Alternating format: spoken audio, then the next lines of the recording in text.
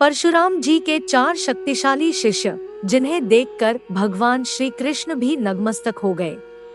पहले नंबर पर मौजूद शिष्य तो खुद देवता का ही अवतार है। आप देख रहे हैं धर्मकांता। तो चलिए अब करते हैं ज्ञान की बात। वीडियो में आगे बढ़ने से पहले हमारे चैनल को सब्सक्राइब करके बेल आइकन जरूर दबाएं।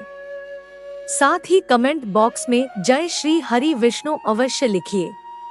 रामायण और महाभारत ये 2 धर्म गाथाएं, जिनमें भगवान विष्णु के ऐसे भयानक शक्तिशाली अवतार मौजूद हैं, जिन्हें क्रोध दिलाने से स्वयं देवता भी कांप उठते थे, जिनकी शक्ति के बारे में सारी अछोनी सेना भी धरती में समा गई थी, जिन्होंने अपने पिता के खून का बदला 64 क्षत्रिय राजवंशियों को मारकर लिया था।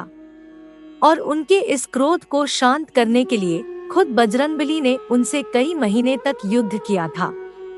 हम बात कर रहे हैं भगवान विष्णु के अवतार यानी भगवान परशुराम की, जिनकी शक्ति की गाथाएं आज भी जोश जगा देती हैं, जो 8 चिरंजीवियों में से एक है और आज भी विराजमान है।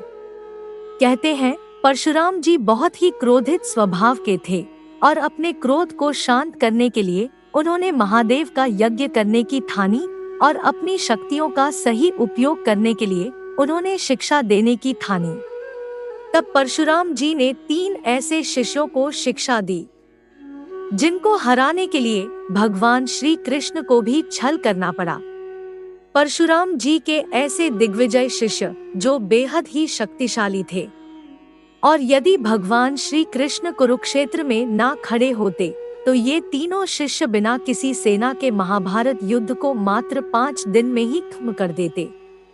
जब अर्जुन ने भगवान श्री कृष्ण से पूछा, माधव अगर ये महारथियों को छल से ना मारा जाता तो क्या होता और इस युद्ध का क्या परिणाम होता, तब भगवान श्री कृष्ण कहते हैं, यदि योद्धाओं की मृत्यु छल से न होती तो उन्हें मारना असंभव था, क्योंकि उन 3 महायोद्धाओं को कई अस्त्रों शस्त्रों का ज्ञान था। यमराज का पाश हो या इंद्र का वज्र, इनको कोई भी अस्त्र नहीं काट सकता था। परशुराम जी के 3 महान शिष्य थे, लेकिन एक ऐसा भी शिष्य था जो भविष्य में जन्म लेगा, जिसका इंतजार खुद 8 चिरंजीवी कर रहे हैं। यहाँ तक कि परशुराम जी भी खुद उनका इंतजार कर रहे हैं, ताकि उनको शिक्षा और दीक्षा दी जा सके। तो चलिए जानते हैं आखिर कौन है वे 4 शक्तिशाली शिष्य। पहले नंबर पर मौजूद है भीष्म पितामह देवव्रत, जो अपनी भीषण प्रतिज्ञा के कारण भीष्म के नाम से विख्यात हुए, जिन्होंने जब युद्ध के लिए शस्त्र उठाया तो सामने वाले की रूह कांप गई।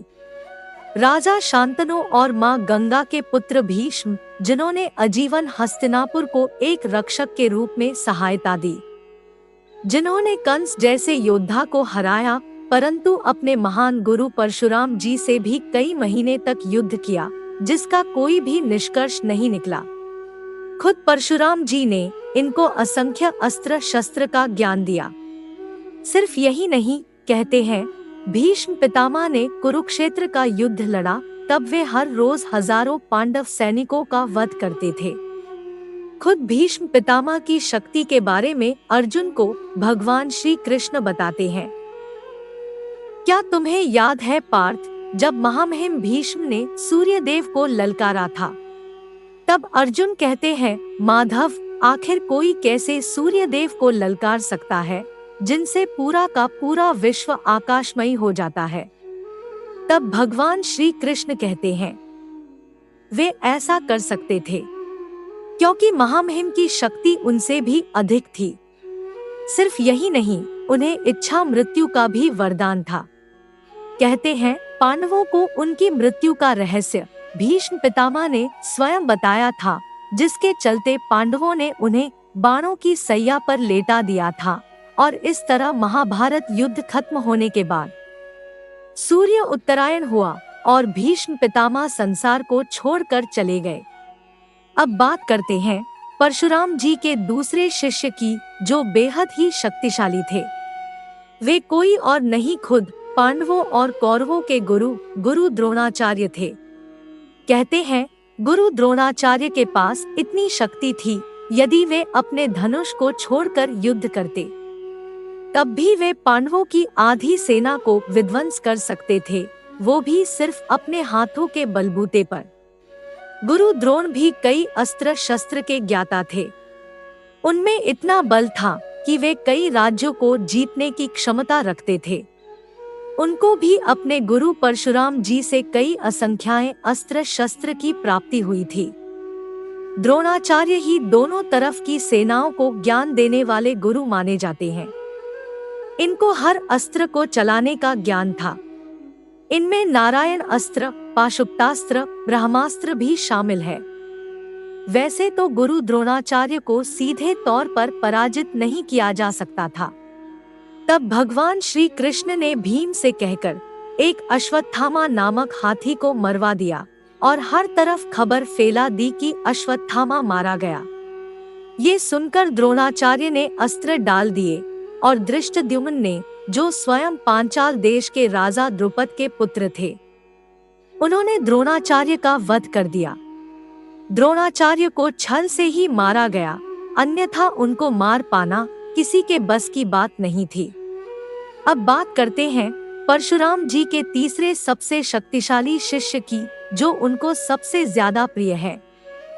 वे कोई और नहीं बल्कि सूर्यपुत्र महारथी कर्ण थे। कर्ण ने भले ही परशुराम जी से झूठ बोलकर शिक्षा ली, लेकिन उन्हें परशुराम जी का सबसे प्रिय शिष्य माना जाता है। यदि वे पांडवों के पक्ष में होते तो भगवान श्री कृष्ण की आवश्यकता ही नहीं होती। अकेले अंगराज कर्ण ही लाखों अछोनी सेना के बराबर थे, जिन्होंने इंद्रदेव को मात्र अपने 3 बाणों से भी पहले भयभीत कर दिया था, जिनके सम्मान से बड़ी उनकी दानवीरता थी, जिन्हें समाज ने उनके बालपन में ही घृणा कर ली थी। तब दुर्योधन ने उनके जीवन का सम्मान किया। कर्ण में ही नहीं बल्कि उनके अस्त्रों में भी इतनी शक्ति थी कि बजरंगबली के होते हुए भी कर्ण ने अर्जुन के रथ को 3 उंगली पीछे खिसका दिया। एक बार नहीं बल्कि असंख्य बार उन्होंने ऐसा किया। अर्जुन का रथ, जिसकी ध्वजा पर हनुमान जी विराजमान थे और उस रथ के सारथी भगवान कृष्ण थे। यही नहीं, जिस जरासंध को मारने के लिए भीम को इतना समय लग रहा था, जिसको खुद भीम ने भगवान श्री कृष्ण की सहायता से मारा था, वे आसानी से कर्ण के हाथों मारा जाता। कर्ण ने कई बार जरासंध को परास्त भी किया था।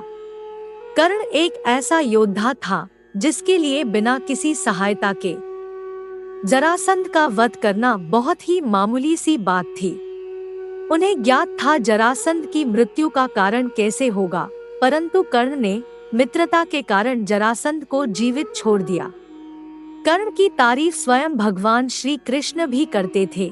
वे जानते थे कि कर्ण कितने शक्तिशाली है और उन्हें केवल और केवल छल की सहायता से ही मारा जा सकता है।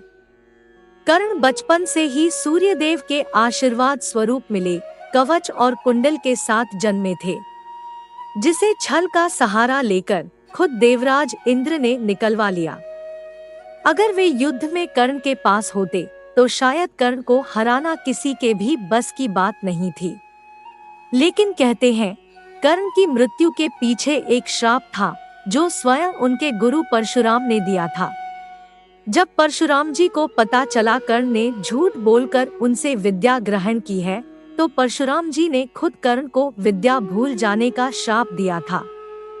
सिर्फ यही नहीं, कर्ण ने परशुराम जी से शक्तिशाली अस्त्र शस्त्र का ज्ञान प्राप्त किया था, जिसे उन्होंने समय समय पर उपयोग भी किया। लेकिन अंत में वे अधर्म की राह पर चल पड़े थे, जिसकी वजह से उनका छल पूर्वक वध हुआ।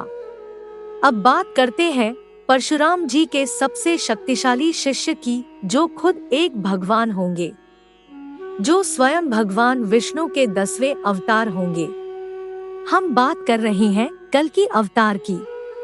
श्री भगवद गीता में ये वर्णित है, संबल क्षेत्र में एक ब्राह्मण के घर कल्कि अवतार का जन्म होगा, जिनका गुरु कोई और नहीं बल्कि 8 चिरंजीवियों में से एक, जो आज भी इस धरती पर मौजूद स्वयं परशुराम जी होंगे।